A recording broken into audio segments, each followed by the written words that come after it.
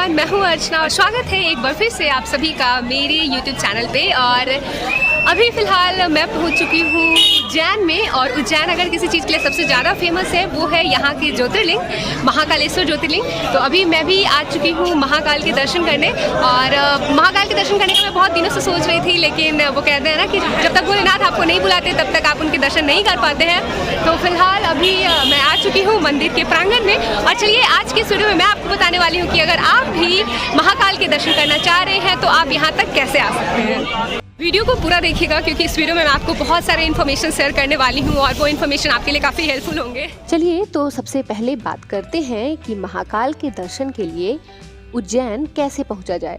तो उज्जैन आने के लिए आप बाई ट्रेन, बाई बस या फिर बाई फ्लाइट से भी आ सकते हैं।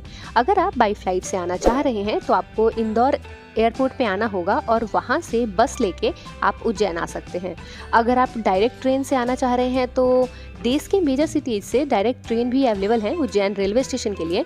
और अगर मैं अपनी बात करूँ तो मैंने भी यूपी के सहारनपुर से ट्रेन लिया था, जो कि लगभग 18 घंटे की लंबी जर्नी के बाद सुबह 4 बजे मैं पहुंच चुकी थी उज्जैन जंक्शन।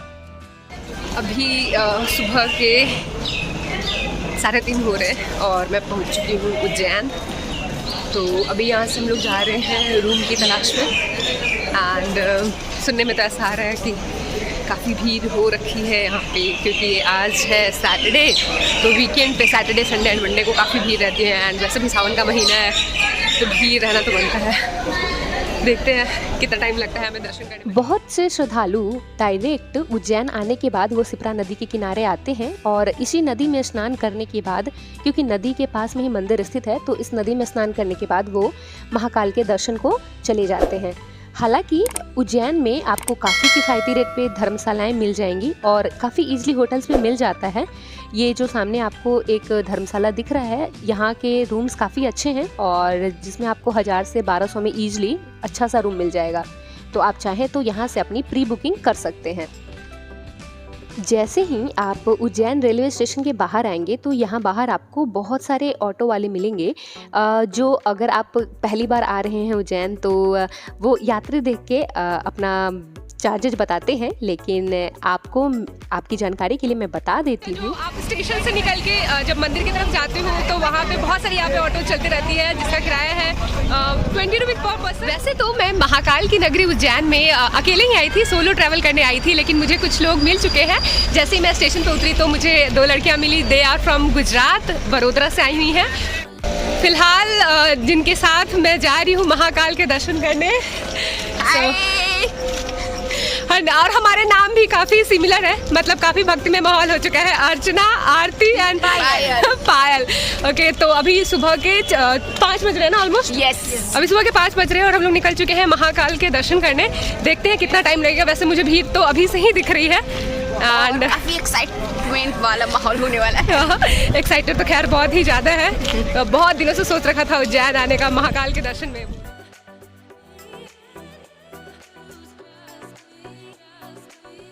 वैसे यहाँ पे उज्जैन में एक भस्म आरती होती है, लेकिन उसकी जो टाइमिंग होती है वो काफ़ी मॉर्निंग में, आई थिंक 4 बजे के अप्रॉक्स होती है। तो हमें तो वो देख नहीं पाएंगे क्योंकि हम ऑलरेडी लेट हैं। लेट तो नहीं है, अब ट्रेन जितने टाइम पे छोड़ी उतने ही टाइम पे आएंगे। खैर, और बाय द वे यहाँ जो कॉरिडोर नया वाला बन रहा था वो काफ़ी खूबसूरत है, लेकिन वो सारे कॉरिडोर ना भी बंद पड़े हैं। श्रावण का महीना है तो भीड़ काफ़ी ज़्यादा है, इसलिए कॉरिडोर जो है वो बंद हो रखे हैं।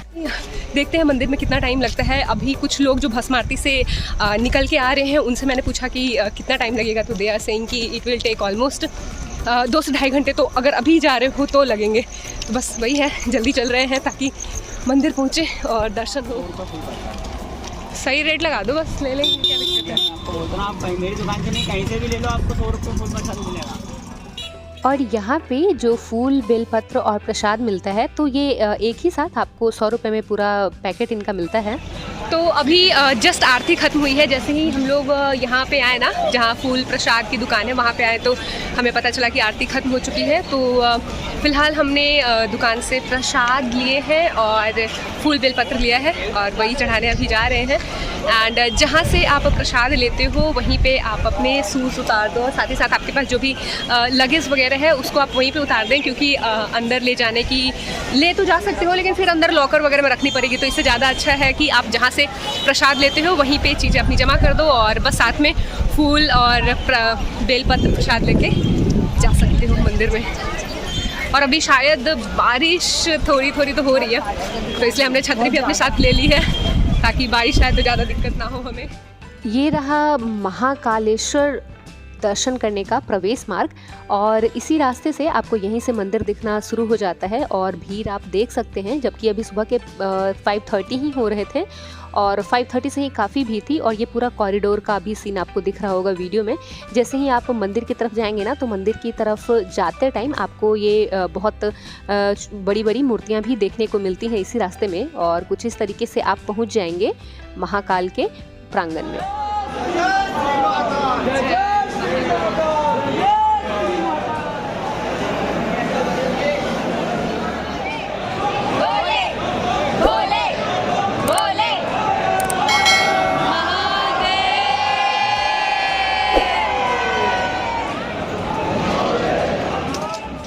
मंदिर के अंदर गर्भगृह में फ़ोन ले जाना अलाउ नहीं है, लेकिन जब आप मंदिर जाने के रास्ते में रहते हो तो यहाँ पे आपको दीवारों पे बड़े बड़े स्क्रीन लगे हुए हैं और उस स्क्रीन पे लाइव रिकॉर्डिंग चलते रहती है। मतलब गर्भगृह में जैसा श्रृंगार भगवान शंकर का हो रहा होता है वैसा ही श्रृंगार आपको यहाँ पे लाइव दिखाई देता है। तो आप चाहें तो यहाँ से काफ़ी अच्छे से आपको यहाँ से दर्शन होते हैं, क्योंकि जब आप दर्शन करने जाएंगे तो दर्शन आपको दूर से ही कराए जाते हैं और हो सकता है कि दर्शन कुछ सेकंड के लिए ही आपको करने को मिले।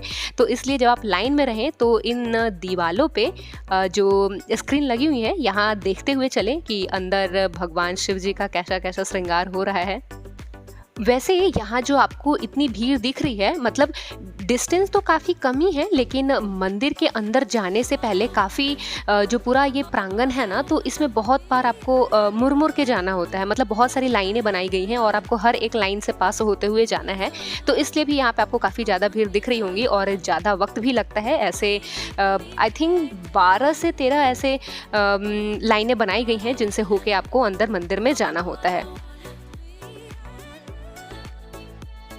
वैसे अभी जो आपने अंदर लाइंस देखी जिसमें आई थिंक 10 या 12 रो बने हुए थे और उस रो से मुड़ते हुए, मतलब हर एक रो को पास करते हुए आपको बाहर निकलना होता है। और ये जो सामने आपको मंदिर दिख रहा है जिस पे ओम लिखा हुआ है, यही काफ़ी फेमस है। मतलब आपने इसको बहुत सारे वीडियोज़ में देखा होगा, बहुत सारे लोग इसके सामने फ़ोटोज़ लेते हैं। तो यही है मुख्य मंदिर, जो कि आप काफ़ी घूम घुमा के जब आप आते हो तब आपको ये मंदिर देखने को मिलता है। और अभी जैसे आप इस वीडियो में देख पा रहे हैं, आप मतलब एक छत के ऊपर होते हैं और जो गर्भगृह है वो काफ़ी नीचे है। तो सिर्फ आपको ऐसे ही दूर से दर्शन कराए जाते हैं और उसके बाद आप लाइन में आगे बढ़ते हुए मंदिर के बाहर की तरफ निकलते हैं।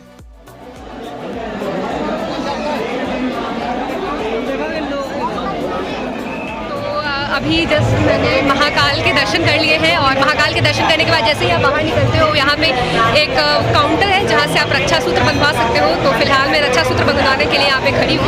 अब ये रहा प्रसाद भी मैंने लिया है अंदर मंदिर से।